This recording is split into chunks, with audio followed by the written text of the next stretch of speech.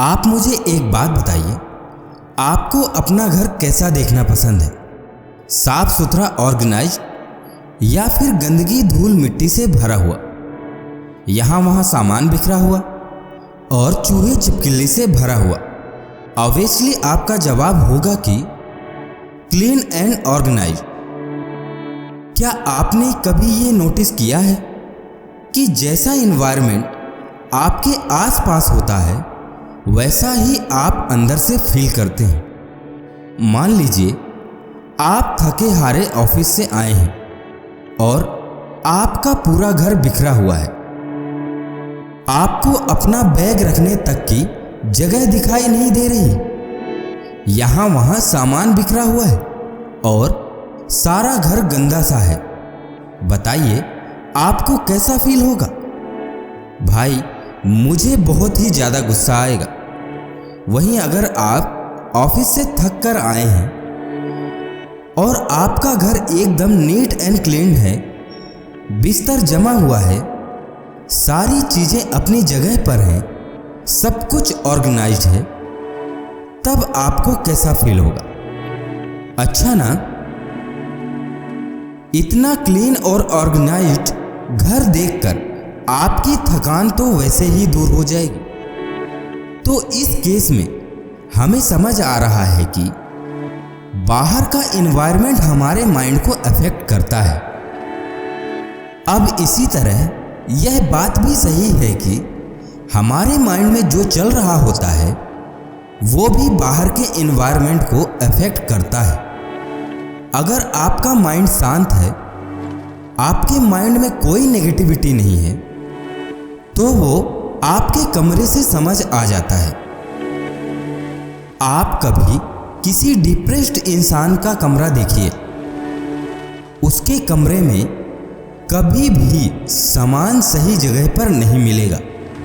उसे ना तो क्लीनिंग की फिक्र होती है और ना ही ऑर्गेनाइजेशन की, क्योंकि उसके माइंड में इतनी नेगेटिविटी और क्लटर होता है कि उसे अपने आसपास के उथल पुथल से कोई फर्क ही नहीं पड़ता।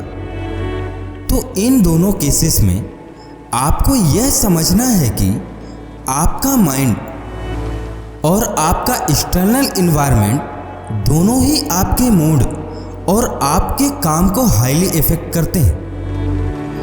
आप अपने आसपास तो सफाई कर सकते हैं, लेकिन अपने माइंड की सफाई कैसे की जाए ये बहुत से लोग नहीं जानते। माइंड को फोकस रखने के लिए, क्लीन रखने के लिए सबसे पहले आपको इससे नेगेटिविटी को बाहर करना होगा। अगर आपके माइंड में किसी को लेकर हेट है, कोई बुरी मेमोरी है, कोई स्ट्रेस है, तो इसे बाहर कीजिए।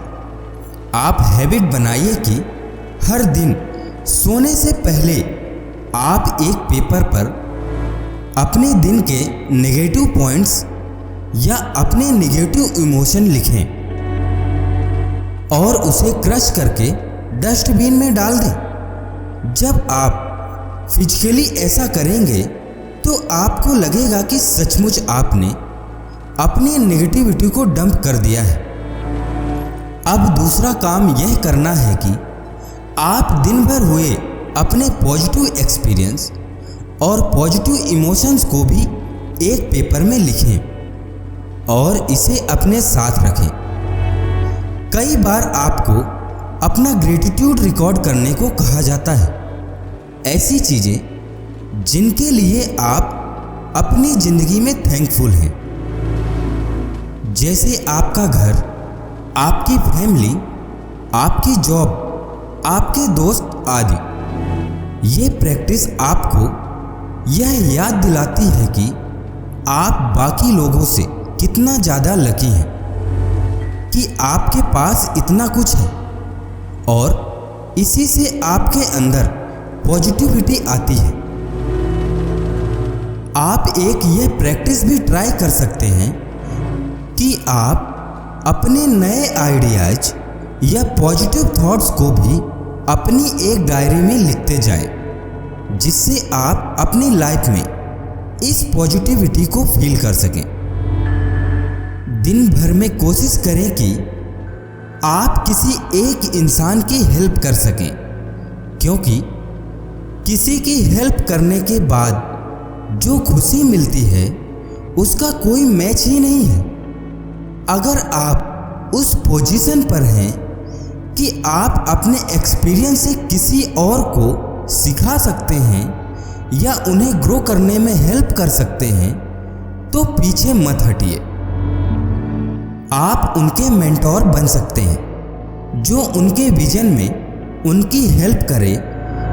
इस तरह से आप अपने आप की भी मदद करेंगे, क्योंकि आपने देखा होगा कि कोई भी चीज़ जब हम दूसरों को सिखाते हैं तो हमारी अंडरस्टैंडिंग भी इम्प्रूव होती है।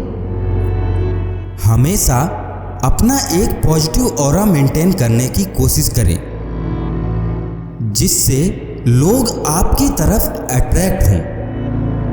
आपने उन लोगों को देखा होगा जो हमेशा अपने फेस पर एक पॉजिटिव स्माइल रखते हैं। इन्हें देखकर ही हमें अंदर से पॉजिटिव फील होने लगता है। जब हम ऐसे लोगों से बात करते हैं तो उनकी बातों में भी उनकी क्लियरिटी और पॉजिटिविटी झलकती है।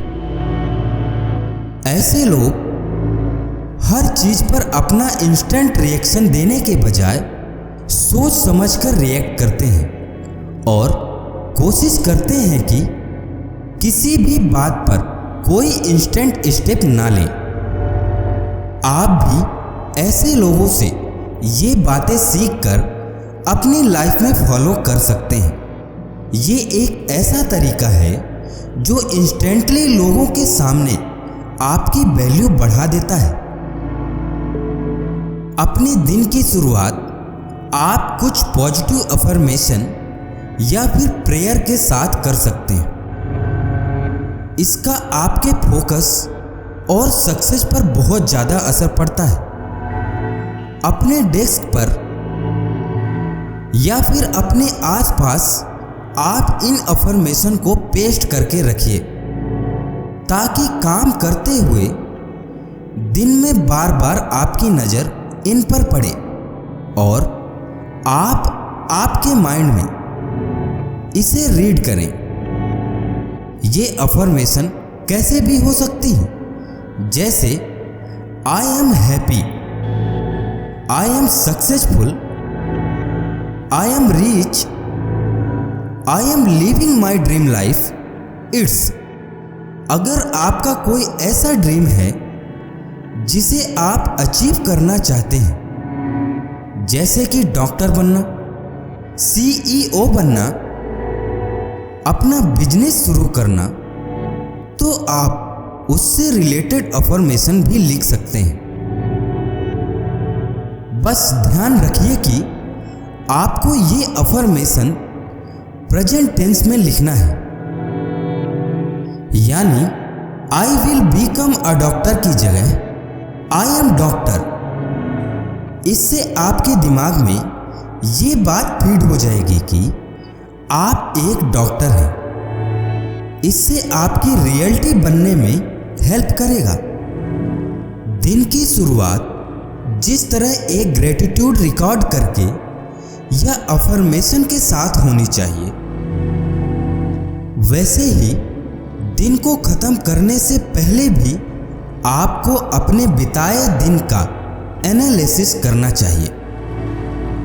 दिन भर में आपने क्या काम किया, उसमें कितना % काम आपके लिए यूजफुल था, कितना % काम आपने सिर्फ टाइम वेस्ट करने के लिए किया। सब कुछ चीज़ों को लिखने के पीछे हमारा मोटिव है कि हम अपने अगले दिन में इन्हें इम्प्रूव कर सकें।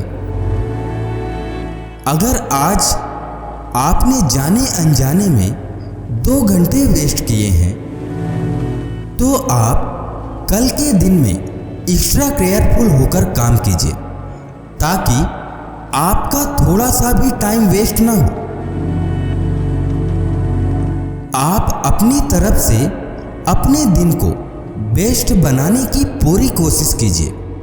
लेकिन कई बार होता है कि किसी ना किसी रीजन की वजह से हमारा मूड ऑफ हो जाता है या हम काम में उतने प्रोडक्टिव नहीं रह पाते जितना हमें होना चाहिए। ऐसी सिचुएशन से डील करने का बेस्ट तरीका है प्रेजेंट मोमेंट पर फोकस करना। फ्यूचर में क्या होगा यह ना तो आपको पता है और ना ही हमें। हम सभी में एक आदत होती है कि हम हर दूसरे काम को करने के लिए हाँ बोल देते हैं, फिर भले ही हमारे पास टाइम हो या ना हो। यह अक्सर प्रॉपर प्लानिंग ना होने की वजह से होता है। आपको क्लियरली पता ही नहीं है कि आपकी प्रायर कमिटमेंट क्या है और आपने अपने सिर पर 3-4 काम और ले लिए और अब आप सारा दिन इस टेंशन में बिता रहे हैं कि पहले कौन सा काम खत्म करूं। इस सिचुएशन से बचने के लिए आप एक बात का ध्यान रखिए कि आपको सारे काम की जिम्मेदारी अपने ऊपर लेने की जरूरत नहीं है। लोगों को ना कहना सीखिए। अगर आप किसी काम के लिए रेडी नहीं हैं तो मना कर दीजिए ताकि आपको भी फालतू का स्ट्रेस ना हो और सामने वाला भी क्लियर रहे कि उसे अब काम खुद कैसे करना है। अब हम अगले एपिसोड में आपको बताएंगे कि आपकी लाइफ में वो कौन से ऐसे एरियाज हैं जिसे आपको सबसे ज़्यादा अटेंशन देना है और कैसे आप अपनी लाइफ को औरों से बेहतर जी सकते हैं। फिर मिलेंगे दोस्तों अगले एपिसोड में। तब तक के लिए आप अपना ख्याल रखिएगा और हमेशा मुस्कुराते रहिएगा। जय हिंद, जय भारत।